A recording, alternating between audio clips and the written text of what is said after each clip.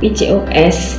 PCOS, Polycystic Ovarian Syndrome, adalah gangguan hormonal yang terjadi pada wanita usia subur.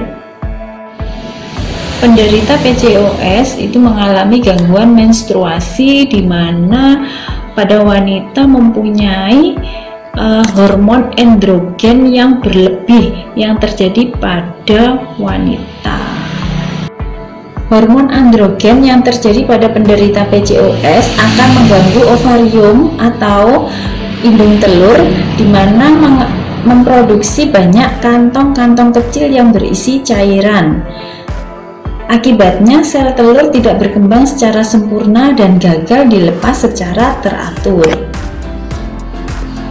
Kenaikan berat badan yang terjadi secara signifikan itu juga bisa menyebabkan PCOS atau Polycystic Ovarian Syndrome pada wanita. Gejala Polycystic Ovarian Syndrome atau kita sebut dengan PCOS itu bisa dialami pada remaja saat haid pertama kali atau masa pubertas.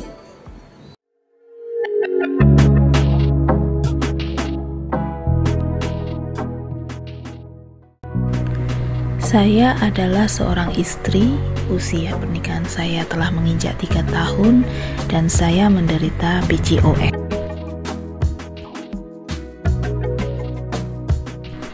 PCOS adalah musuh dalam selimut sih menurut saya. Awalnya saya merasa bahwa tubuh saya ini baik-baik saja, walaupun dengan gaya hidup yang kurang sehat.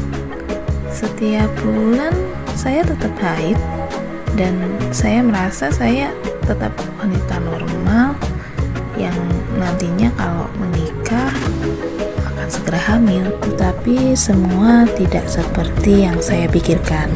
Setelah 1 tahun pernikahan dan saya tidak kunjung hamil, saya mulai merasa resah, panik, dan tidak percaya diri, sehingga gaya hidup yang tidak sehat yang selama ini saya lakukan itu menjadi pelarian untuk menghibur diri. Gaya hidup kurang sehat yang saya maksud di sini adalah sering begadang malam sambil makan makanan berat, suka makan fast food, dan kurang olahraga sih tentunya. Gaya hidup yang kurang sehat itu lama-kelamaan menjadi kebiasaan buruk saya, hingga suatu hari saya didiagnosa menderita PCOS. Sulit bagi saya untuk menerima kondisi saya yang PCOS ini, dan lebih buruknya ditambah dengan gaya hidup saya yang kurang sehat. Kondisi di mana saya menderita PCOS ini membuat tingkat stres yang ada pada diri saya bertambah, sehingga rasa bersalah karena tidak dapat menjaga diri sendiri, kondisi tubuh sendiri itu selalu muncul. Ternyata kondisi psikis saya yang memburuk ini berpengaruh juga terhadap PCOS yang saya alami, sehingga kondisi menstruasi saya semakin tidak teratur. Saya tahu dan saya mengerti bahwa kondisi psikis dan gaya hidup saya yang kurang sehat ini tidak bisa ditangani tanpa adanya dorongan dari dalam diri saya sendiri. Tentunya dengan berkonsultasi kepada dokter spesialis dan tenaga medis terpercaya dapat membantu saya untuk menangani PCOS ini.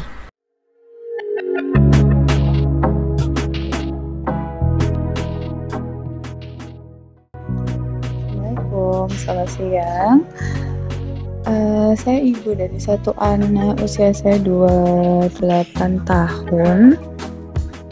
Menikah di usia 23 tahun ya. Ini dulu proses sebelum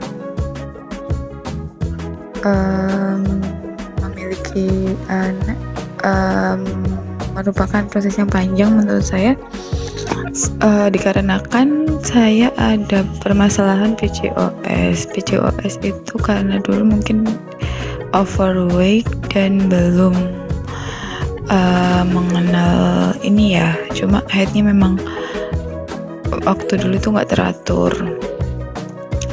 Pada saat sebelum menikah, saya memberanikan diri untuk periksa ke dokter spesialis ginekologi untuk memeriksakan apakah ada permasalahan di kandungan saya. Waktu itu dokter cuma menyarankan untuk merubah lifestyle dan menurunkan berat badan sebelum menikah. Setelah itu saya rutin olahraga kurang lebih 3 bulan sampai berat badan turun 10 kilo.